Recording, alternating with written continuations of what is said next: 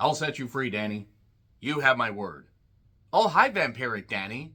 Salem's Law is a Max original for New Line Cinema and Atomic Monster and writer director Gary Dauberman, who's written such horror films as It. Yay! Sure, the second part was a little bit messy, especially by the end, but yay! But that isn't the only film he did. Oh, no, no, no, no. He also did Annabelle. Oh. Oh, boy.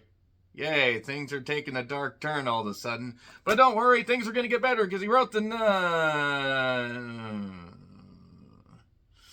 You know, this should have been a whole lot better, but don't worry, folks. He also directed Annabelle Comes Home. Okay, so basically this movie was going to be fucked because, yeah, you can have one good movie on your list, but then if you do stuff like that, I just want to once again do the visual aid here, that this motherfucker somehow thought, after doing this, that he was going to be able to direct Annabelle Comes Home. So, yeah, these movies, these three goddamn movies.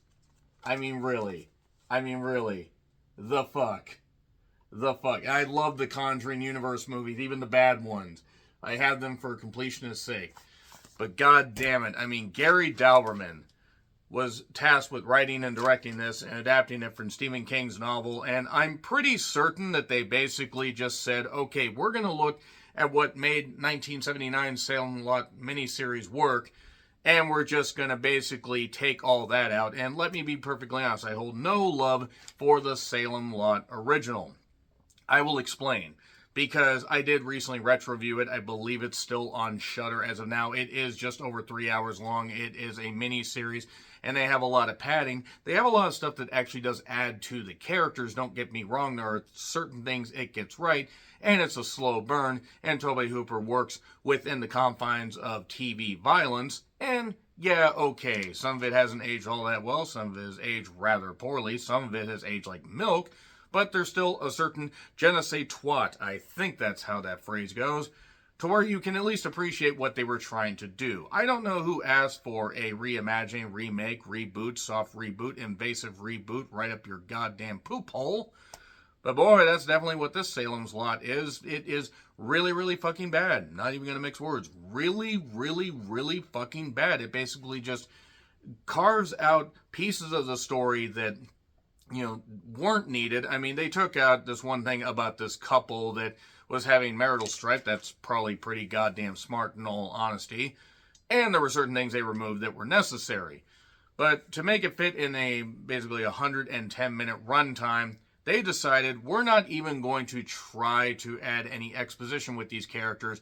We're going to put very little information in, and we're going to lean more into the violence. Now, that's okay. You want to try and update things like that, but you don't want to make it so goofy and stupid and comedic for all the wrong goddamn reasons and make your scene so goddamn dark you can't see what the fuck is going on. And that is the biggest indictment of this movie. And this movie should be indicted several times in multiple courts, possibly in multiple countries. So, Lewis Pullman plays Ben Mears. He's the author, and as an author, he comes back to Salem's Lot, Jerusalem's Lot, as it were. That's the actual full name. A town that he knows quite well. He finds out about the Marston House, and he wants to figure out what's going on, why the townspeople are acting weird. There's a weird guy named, there's, you know, the helper, Stracker. And there's also the vampire Barlow, the one bald, you know, pointy-eared Nosferatu-looking motherfucker that is wreaking havoc on the townspeople. Now, in the original, there was a slow burn, and it took a while for the vampire stuff to really happen. In fact, for about the first hour, they basically didn't do a whole bunch of vampire stuff. Maybe the first 50, but nevertheless. And even then, it still didn't really kick in until about the last 50 minutes. That's okay, and you can obviously pare that down, condense that down, but in this, they basically cut out pretty much the first, like, goddamn 50 minutes. I mean, they just go full bore right into where things are, you know, the casket's getting delivered. Stryker's like, hey, deliver this casket and make sure that it's okay, and they do this, and again, I just want to point out, some of the scenes are so goddamn dark, you really can't see what the fuck's going on. I keep thinking that maybe it's just the fact that maybe my eyes aren't what they used to be, but no, multiple people actually were saying that this is really goddamn dark, and that's been noticeable in a lot of horror movies, and making things dark for atmospheric purposes makes sense. But doing it just because you're lazy and you don't want to bother paying your lighting bill, or because you think that this is actually good, no, it's not. It just makes people not want to watch your movie because they can't fucking see it. So, by the way, there's more people in this. There's John Benjamin Hickey.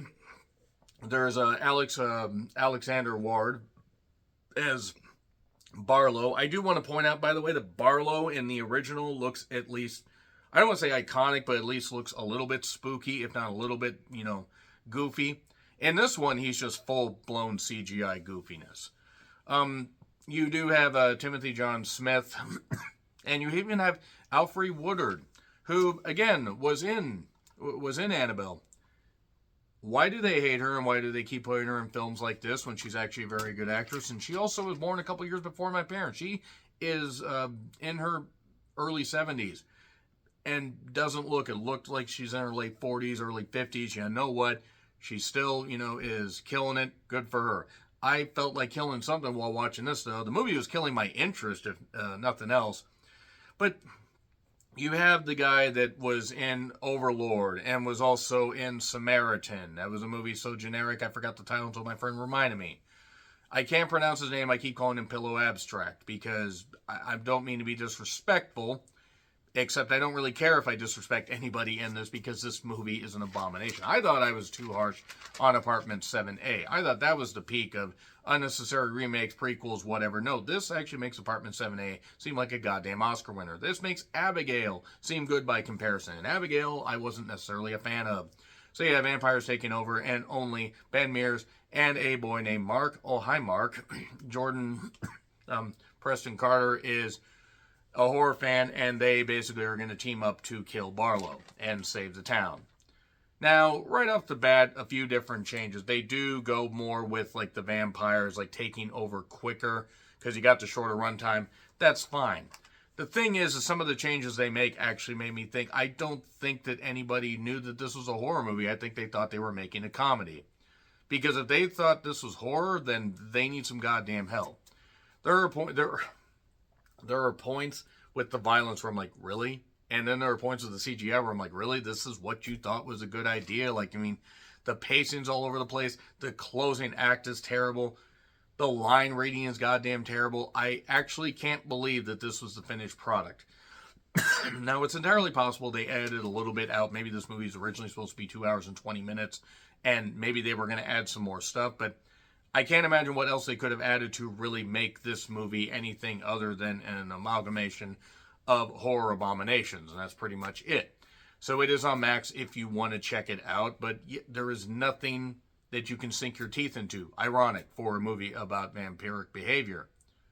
A waste of a talented cast. Bill Camp is in this. Totally goddamn wasted. I felt like I needed to be wasted watching this, and I don't drink, so thank you very much, Salem's Law 2024. You drove me to want to drink. I didn't, but god damn it. Gary Dauberman should never be allowed behind a camera again. Like, I know people start slow and everything, but just have him write shit. Get back to writing stuff like it. Just find something other than being behind a camera to do. It's on Max if you want to check it out. I'm going to get into spoilers. 3, 2, 1, and spoilers. So, it was produced by James Wan. There were like 8 other executive producers, and we get this blood traveling, along this map and everything, and it's just so silly. It's like, oh, this is where Barlow's going. And yeah, boom, we go right to delivering the crate. They damage the casket right away. William Sadler is still alive, not that you would know from this role. The villain in Die Hard 2, by the way. And yeah, Larry Crockett, king of the realtor frontier. Larry Crockett, danger is near. Susan! The one playing Susan here, not the one that played the wife in Die Hard and Die Hard 2. Nope, not her. Mackenzie Lee in this one. And, maybe she'll do better in other movies. I mean, she looks good, but I don't really know what the whole point of her role was beyond, let's just have somebody named, you could have just honestly called her whatever. Her character would have meant the same damn thing. You could change the names. I mean, they already changed a whole bunch of other stuff as far as this movie went. They get rid of the stuff with Floyd, not Floyd the barber, but Floyd Tibbet, who was upset at Ben because Ben liked Susan, Susan likes Ben, and Floyd the barber really liked her. And yeah, it's just kind of beat for beat, in some parts, but we do get a part at the drive-in where there's a big drive-in screen and everything, and the sun's directly behind it. No, boy, I bet that won't factor into the finish. It factors into the finish, by the way. This is bland and brutal. It's a basic bitch of a concept. That's some phrase I just, for whatever reason, am sticking into any horror movie here that I don't like. It's competently shot. That much I'll say.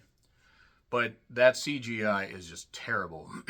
Stryker is just a full-blown kidnapper. He's not an old guy like in the other one. Nope, Pillow Abstract's just taking the kids. Mark gets bullied by a kid, but then Richie, and then, bends his arm and stuff like that. I thought we were going to go with an It-like situation, but no. They could have had a Pennywise, a dancing clown like bobblehead, and it would have been just as scary as anything that we saw in this. So, they're at the drive-in, and they don't talk dirty to them, do.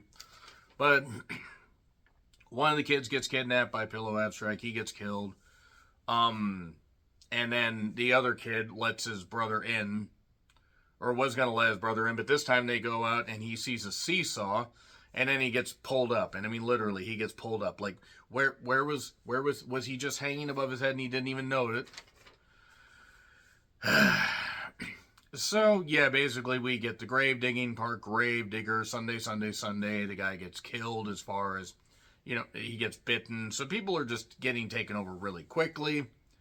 And then there's one point where a character says, I don't think he's breathing. I wonder if Duncan Sheik would like to weigh in on this. That is a deep cut that 5 fucking people might actually get. And I might be overestimating that. The special effect, Mark lets in Danny. And Danny's got the glowing eye. Remember the yellow glowing eyes from Salem's Lot? Well, they're worse than this. They couldn't do context. They couldn't even make him look halfway decent. But he floats in, and then there was this horror set with this grave site and this giant cross, and he has this cross, and the crosses glow whenever vampires are in the area. No, really. Not kidding. Fuck you, movie. Fuck you. How dare you? What the fuck?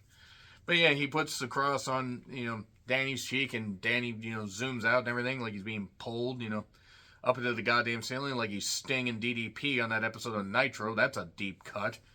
And I'll set you free, Danny. You have my word. And poor Alfred Woodard is what I noted several times.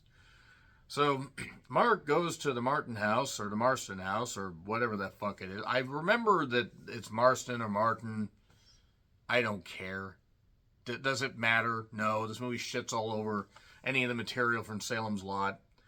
Burke is, poor Bill Camp. What did Bill Camp do to deserve to, have such a, small, insignificant part in this movie when he could have meant so much more? So, yeah, they're in the basement, but then Burke gets killed. And then the kid's mother is alive, rises up in the goddamn deal. Danny, can you hear me? Can you feel me near you? And there's just this funny part where Alfred Woodard is a doctor. She gets attacked. They're holding this sheet over, the goddamn, over the goddamn mother's face as she's trying to bite her. And then they have to make this cross and bless it. So he's just shouting out stuff that he knows from books.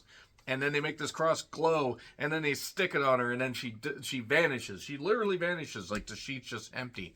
And Alfred Woodard's all worried because she's bleeding and everything and this kind of stuff, and gets a rabies shot that works. They put the cross to her, but the cross doesn't glow, so she's fine. So I guess it's like rabies, and you could just get a shot for vampiric behavior. Sure. Why not? Why the fuck not? Why the fuck not at this point? We have crosses that glow and actors that are just phoning it the fuck in, and the special effects are dog shit that don't look like they'd be out of place in the late 90s, so why not just have this shit happen? So, basically, Danny shows up, and we get more stuff going on with the the kid. Like, Danny shows up later on. It's actually kind of funny, just how he meets his end. But I don't know why the stuff, poor Alfred, why? Poor. I mean, I'm sure she got paid well for it, but god damn it. So, anyway, basically, Mark ends up escaping. He beats up Pillow Abstract and kills him. That's how Stracker meets his end. Just hits him a couple other times, and he's dead. What an ineffective helper. So then Mark goes to the goddamn church and gets some holy water out there. That's tying back to the first one when they had holy water that glue. Or glowed. Glued, I guess, really wouldn't make so much sense. I kind of wanted this movie to have some glue. Or put glue over my eyes so I didn't have to watch it anymore. But that's dangerous, kids. Don't do that. But a priest, a kid, an author, a doctor, and a secretary walk into a house.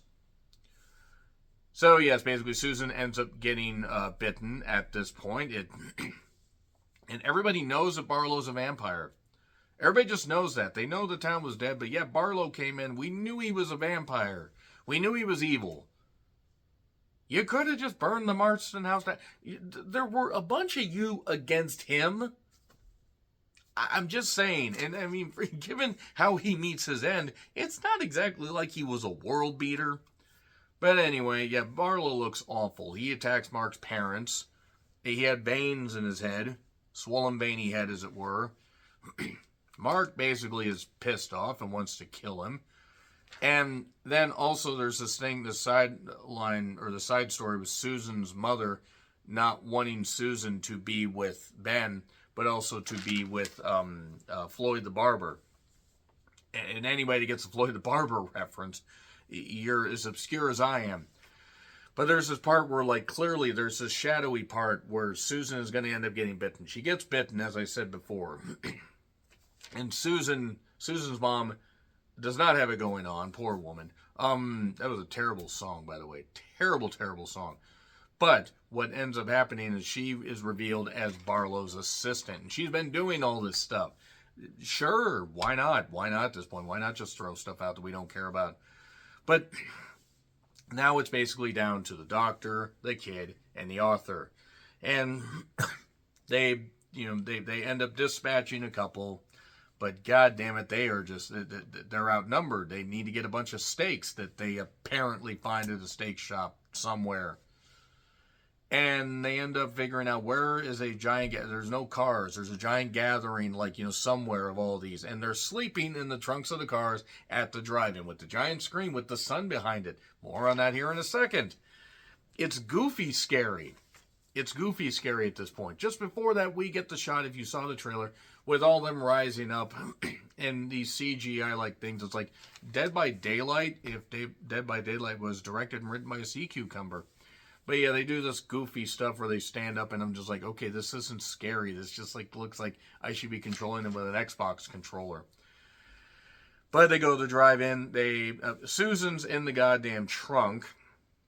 Somehow manages to escape, by the way. More on that here in a second. It looks like Dr. Woodard is about to kill her, but then Susan's mother shoots her, so she couldn't even make it to the end of the movie. And then she's trying to shoot them. Mark gets in the goddamn car. By the way, Mark is a kid, gets in a car that is about 18 football fields in length and manages to knock the screen down as the vampires are getting out of their trunks, and knocks the giant screen down, and they all fry. Well, most of them. Maybe all of them. I mean, does it really matter? No, not necessarily. And then runs over Susan's mother. And then Ben and Susan get in a fucking fight. And Susan ends up getting staked. Oh, yes, and by the way, a little bit earlier, Danny ended up getting staked by Mark just before he went to the church because he went to the antique shop. And Danny just happened to be hanging out there saying, yeah, I'll look at some antiques and everything. I'm a vampiric kid. And then they go get Barlow's casket out. This is after the fight with Susan and stuff like that. And Barlow is trying to attack Mark. And he's got his face in like this and everything. And then suddenly a stake comes out like this and comes through his mouth and kills him. And then Mark and Ben are teaming up and they're going to go, I guess, kill other vampires elsewhere, go off this Sundown played. This movie made me dread Sundown. This movie made me dread ever watching a horror movie again, which I will be watching another one in just a little bit right after this. But God, this is terrible. God, Salem's Lot 2024 was bad. F. Fuck you, Gary Dauberman. How dare you? How dare you, sir? How dare you, Max? How dare you, New Line Cinema? Atomic Monster, whatever. I mean, it's the robot monster thing with the diving helmet, so it is what it is. F, it's terrible. Agree, disagree, what I said, like, share, subscribe, Twitter handle in the description. I'm John Ritlin. I'll see you soon.